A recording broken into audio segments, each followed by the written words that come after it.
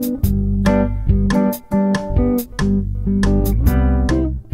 welcome back to Las Sorpresas. My name is Andrea and I'm here interviewing Diana. I'm Diana from Diana's Crafting Corner. I'm a mother of one. She is 3 years old right now. I've been crafting for as long as I can remember. Okay, that's good. What kind of craft do you make? Well, my mom was I'm sorry, there's a fly in here. My mom was always very artistic. She came here, I think, about 30 years ago. Yeah, or 32 years ago. And she kind of lost touch with her art. It wasn't until we recently started school. There's like lots of art stuff for school. So we always colored in crayon. That's kind of where I started, and making bead necklaces and stuff. But it wasn't until I turned 18, I went to my first ACEN, which is an anime convention here in Chicago. And after that first convention, I bought some costume accessories and started looking for actual cosplays. But back then, it was very hard to find cosplays. Like it was all polyester, very hard to, and very expensive. It never fit right. So I decided to make my own clothes. It started off as thrifting, where you find clothes that kind of look similar to the character that you want to be. But I just decided to go ahead and purchase my first sewing machine on Black Friday. It was a Singer. I forget what, but it was $75. Yeah, it was a Singer machine. I've since upgraded to the Singer heavy duty machine. And I got a serger through my parents. I think they got it free, and I had it fixed up, which was around, I think, like $60 to fix up. It's really added a lot of professional touches, because the serger really cleans up the edges of all of my clothing. But yeah, my first actual crafting project in which I was commissioned to do was from bleach. And since then, I've been just making costumes for friends and family. More recently, since I had my daughter, I've been making costumes for her. I've seen them, they're so cute. Yeah. But yeah, that's how I came to having so much crafting materials. So that's how you started with anime conventions. Yeah. Hi, that's so cool. And how did you learn to sew? Home economics class in, I think, junior high school, which was cooking and, I think, sewing. There was one more thing that was in that class, but I think it was phased out, the program, but that's when I first started learning how to sew. And later, when you started with cosplay, did you keep looking for tutorials in magazines or? No, what I did was I took shirts that fit me and turned them inside out, and I saw how they were fitted together. And I did it that way for about a year or two before I discovered patterns, because I didn't know what a pattern was. Yes, because I was hand stitching everything first. So then when I bought my sewing machine, I found out about patterns. They are like a little booklet about this big, and you could buy them at any hobby store or online. I like to wait for the sales. And what I look for is just the basic construction. And I take what I need from the different patterns that I acquire, and I make the costume that I'm thinking of. So if it needs like a blazer, I make a blazer. If it needs a pea coat, I'll make a peacoat. And if it needs a corset, I have no idea how to make a good corset, but I know how to make a costume one. Hey, you start from something. That's so cool. You're so smart for starting thinking about pulling your clothes and copying it, and that's so smart actually. That's so cool. That's so cool. What's your favorite thing about sewing and every craft you make? It is seeing my vision come to life. Because usually I sketch it out. Next weekend, or actually this weekend, is the Bristol Renaissance Fair opening in Wisconsin. So my idea for that is to make a sunflower outfit because I love sunflowers. So it's my favorite flower. That would be so cute. Yeah, so we're doing a sunflower theme Renaissance outfit. And I like doing it where we're all matching. So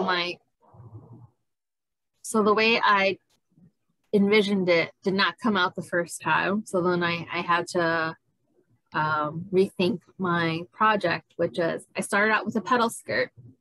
And I made like 4 different versions because they didn't look like petal skirts. It just looked like a ruffled mess. So my favorite part is seeing it all come together. I think I've uploaded the picture on my Instagram at Diana's Crafting Corner of my full costume for just myself. I haven't finished my daughter's or my husband's, which I'm working on now. It is the petal skirt. There's a ruffled top and then a corset. So the full vision. That's so cute. That's so cool, actually.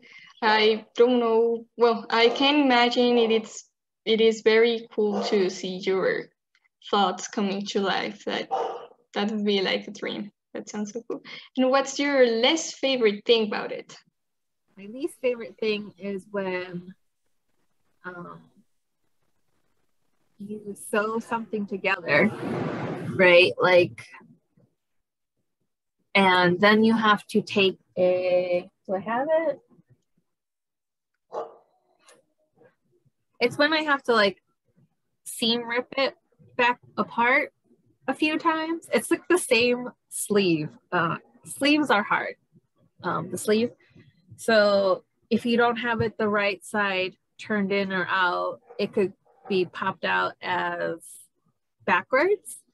It's just very, very specific on how you stitch it into your garment when you're finished. And then you have to seam rip it if it's the wrong way because you don't want to tear apart your whole outfit for just the one sleeve. And that's my least favorite part is seam ripping it and then stitching it and then seam ripping it again because you still did it wrong. Yeah, I can see why. And what's the most difficult thing about sewing? I'm still learning a lot about tailoring to fit different customers.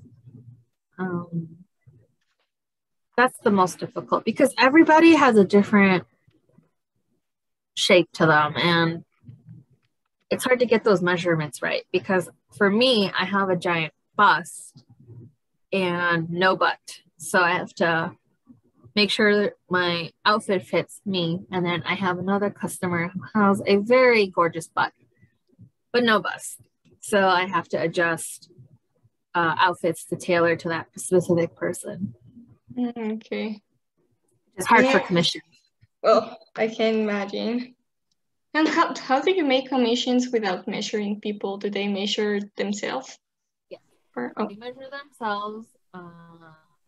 And if there is an issue, I do, depending on the order, I have them ship it back and then I tailor it to their specifications. I get pictures of what's going on.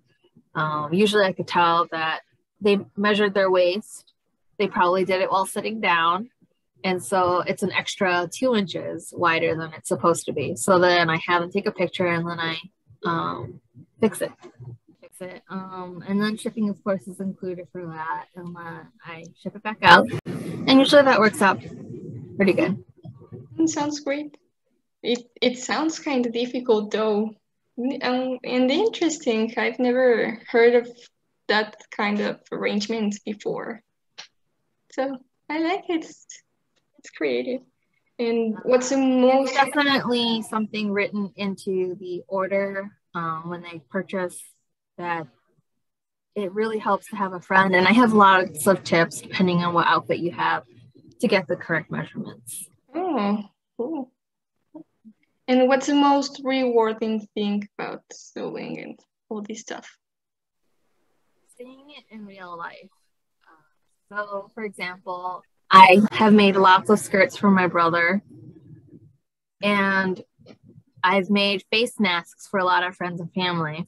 And it's always such a rewarding thing to see them actually wearing it out in public and hear that they've been using it a couple times. And it's like, oh, okay, yeah, I thought it would have fallen apart by now because, you know, insecurity, it's like, I don't know what I'm doing. But at the same time, I do know what I'm doing. Yeah, I can get that. And do you think you need to improve in something? I'm always improving. I do ask when I send out my product that every process is a new adventure. So if they have any issues, let me know. And then however they want to review my product on Etsy, which is my Etsy store is D Crafting Corner. And before they leave a review, I always ask, like, do you have any issues with it? Is it itchy? Is it not fitting right? Is the closure broken? Stuff like that. And then if they have fitting problems, I could tell them online on how to fix it, or they could send it back and then I can try to fix it. Usually it hasn't been a problem so far, but you know, yeah, every customer is different.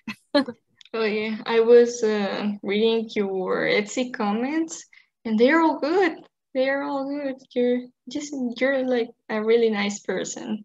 So every comment I see, it's you're so nice and kind and patient to help them. It seems like you do enjoy your job. Yes, well, all of my customers that I have had, they're just so great because they're like you, where they follow me and they want to support what I do, so they purchase custom made products for me. And I always feel like you always want to treat people how you want to be treated. So that's real good. And how did Diana's Crafting Corner started? Actually, my original Etsy store was called Sugar Trek, but I didn't realize I had to copyright it. And so I think about like 3 or 4 years ago, I had to change it to something that I didn't really want to figure out how to copyright, but at the same time, I wanted something that was generally used. And I always called my corner where I have my sewing machine and all my supplies, my crafting corner. So Diana's Crafting Corner came to be because my name is Diana and I have a space in the corner of the house where I craft. So, you know, no brainer. So that's how Diana's Crafting Corner came to be. Oh, cool. And how did you start the Etsy? How did you told yourself, I want to sell my stuff? It was actually a comment from, oh no, it was an ad. Every time I looked for specific handmade products, because sometimes there's things that I can't make, like gloves, or I think there was an eye mask that I couldn't figure out how to make, and then there was a jewel necklace that I wanted, and the ads came up where it showed Etsy versions of what other people made, and then I looked on that website and I looked further into it because there was also eBay listings that I could look at. Of course, I don't think Amazon was as popular back then as it is now. And Etsy had an option where you could sign up and sell your handmade goods. And that was really exciting. The format was a lot different back then. A lot has changed in the last like 10 years for online shopping. So the rules were very simple. It was, you make a product, you sell the product, and Etsy will take care of having it on their platform. So that's how I got started with Etsy. It has evolved since then because now you have your own profile, you have your shop profile. There's lots of options on how people can review your product. Their messaging system has gotten a lot better. It used to be like when you send a message, you couldn't really see the notification on your phone. So then they would email you and then you would have to log in on your laptop to see the whole message. But now it's a lot easier. So. And was it difficult to start your own business? It is because there's lots of products that I've made. A lot of different stuff, like face masks are brand new for the last 2 years. So it's hard to pick a product that you have that you think other people would want and make a professional listing for it. I much prefer to make costumes or period specific clothing, but it takes a lot of time. It's not a lot of profit. Face masks actually are a lot of profit, but I've been using the profit to make more face masks and then I donate them to specific locations. I don't think they're doing that anymore. It's been hard to figure out where to send them because people are getting vaccinated, luckily. So people are going out without face masks and they don't need them as much anymore.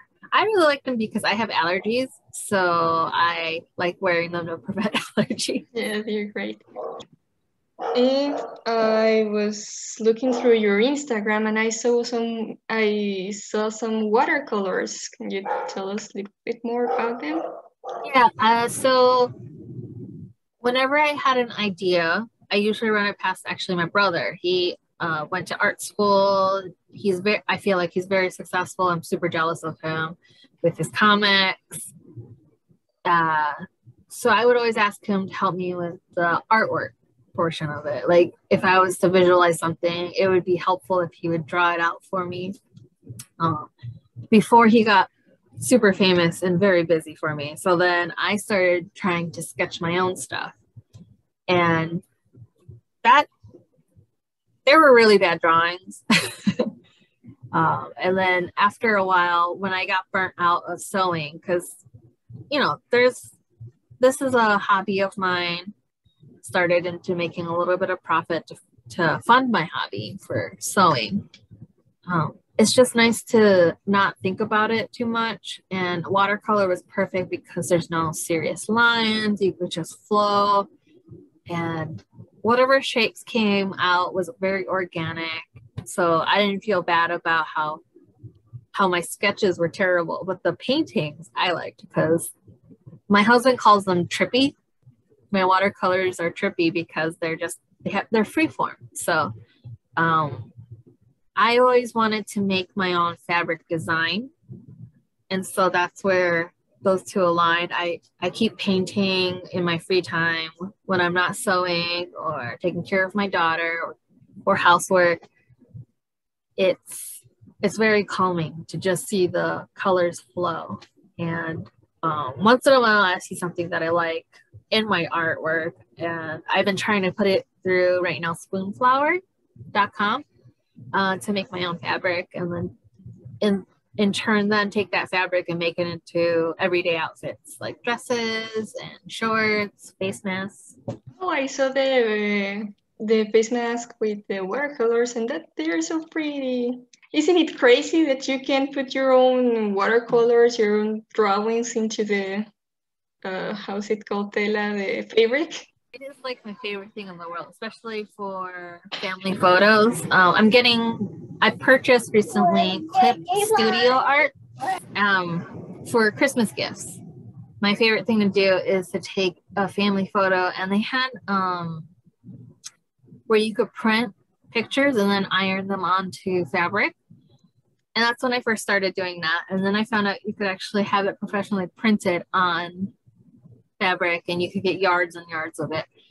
So I recently purchased Clip Art Studio or Clip Studio Paint. I forget what the program is, but my brother recommended it to me. It's like Photoshop. So now I could edit some photos, make them look more, clean them up so they look better on fabric. Yeah, And then of course add watercolor.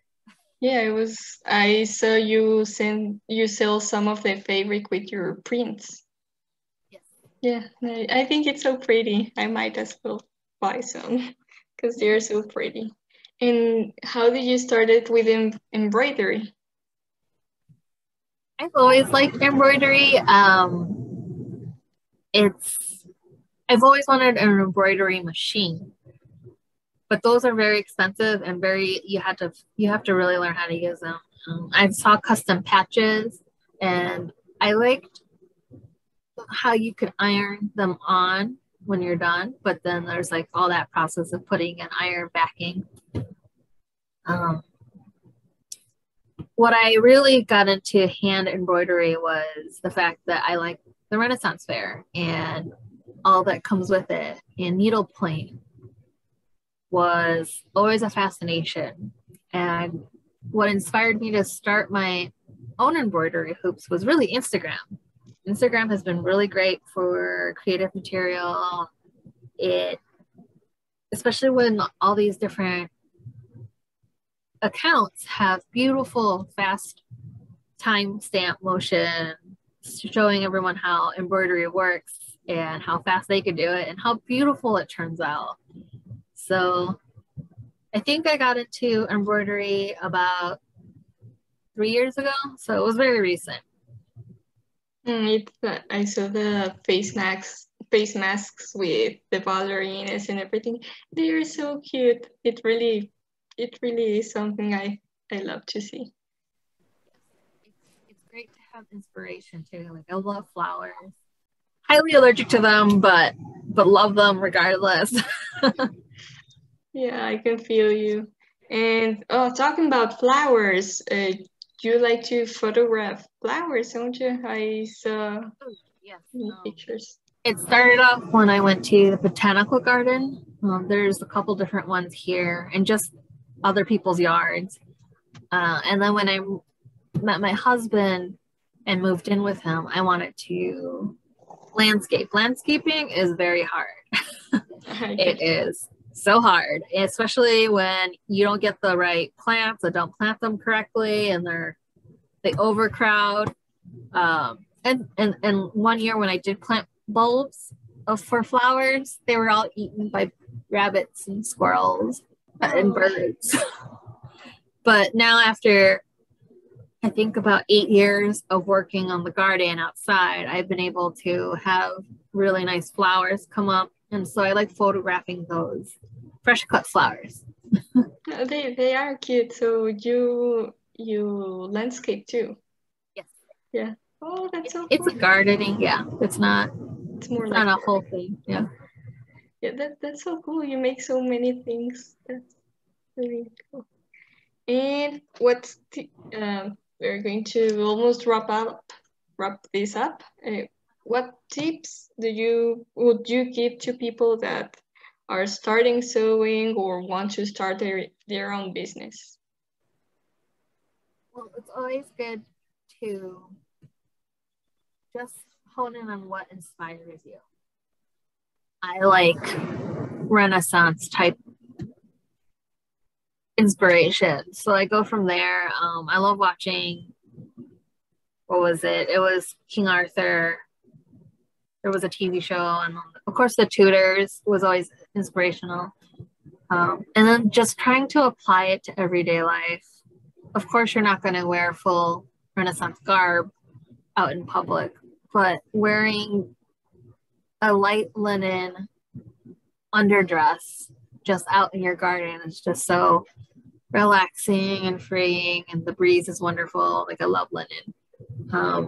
So just do what inspires you, and people out there will find you, really, is what my tip would be, because people had needed face masks, so I made them, but I made them from my inspiration. I love succulents, and cactuses and flowers, just plants. So I stitched them into the face masks and it just took off.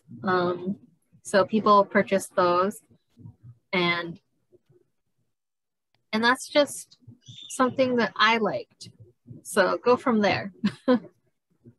Okay. Well, with that question, we finished the interview. Thank you so much for being here and for accepting it. Thank you. So thank you so much for being with us here. It was a really fun interview and I'll see you in another one. Bye-bye.